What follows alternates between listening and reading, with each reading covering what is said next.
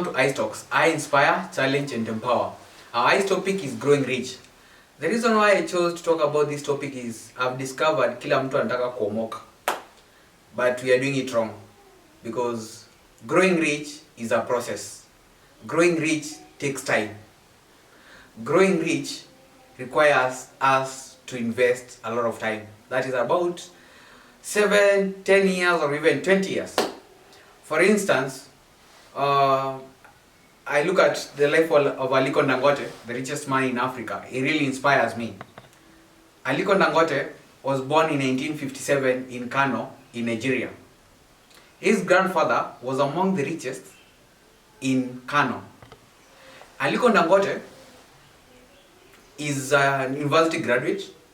He went to Al-Azhar University in Egypt to study business. And after graduating, he borrowed $3,000 from his uncle to start selling rice. He was importing rice from Thailand and sugar from Brazil. And luckily, because Nigeria has a large population, he was making a turnover of about $100 per day. And Aliko currently is 64 years old, and that's why he's the richest man in Africa. But to find a young person, I started a business yesterday, and he wants to be as rich as Aliko Dangote. He wants to drive the biggest car we have. He wants to drive a Range Rover, the Lamborghini. He wants to own the private jet. He wants mansionettes. He wants to go for holiday in Dubai. He wants to go for holiday in Brazil, Singapore, whatever. But he doesn't know that growing rich is a process. It has taken Aliko Dangote a lot of time for him to rise. And currently, he owns the largest sugar refinery in Africa, which is the third largest in the world. Largest cement in Africa, and is building one of the biggest projects in Africa, an oil refinery in Nigeria. So we must believe in ourselves. We must do what we love as the youth. So if you love something, just do it and trust the process. Trust the process. Keep growing. Today maybe you are writing one book, tomorrow write another one. You are going to one school, tomorrow you go to another one. You grow every day. Make sure that you are doing something to grow every day. And that's why we should avoid the quick money syndrome. Thereby, we should stop running to where money is. You hear there's money in Tumba, you run there. There's money in Smoky, you run there. There's money in selling eggs, you run there. There's money in quails, you run there. There's money in chili, you run there. Then you forget that maybe your dream was to start a big business. Maybe your dream was to be a good cameraman. Maybe your dream was to be a good musician, or maybe your dream was to be the best accountant. So yes, you can have a plan B, but let the plan B at least be linked to the plan A. So again, I also look at Jack Ma. He was rejected many times, but he owns Alibaba. And in one of the videos I saw that Alibaba has about 100 million customers visiting the site every day. So if 100 million customers visit your site today and they just leave you with one bob, then you have 100 million. So we should avoid competing to be rich, because I believe that right now we should not be competing about who has a car, who has a good house. Because very soon you'll have many people are valued at 5 million, 10 million or even 20 million. The question is, will you be a dollar millionaire or will you be a Kenyan millionaire? That's the big question. And I always challenge myself, because when I read the Forbes magazine, they say that the richest person is a person is earning at least 8 million a month.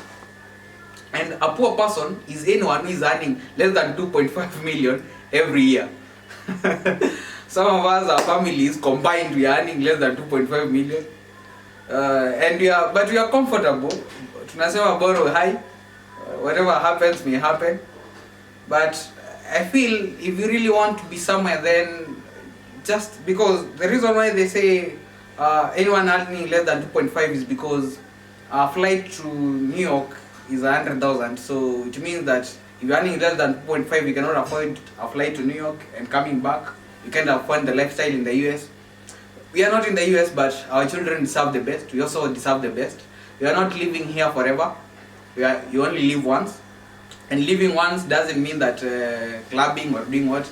living once, sleep on a good bed, have the best sofa sets, have the best houses. Just live a good life. Give yourself the best because you're here once and for a moment. So, can we trust the process? Can we be patient to grow? Can we avoid running to where money is? Can we avoid competing with others? Can we avoid being jealous, such that you want to pull someone down? You don't need to sabotage someone for you to rise.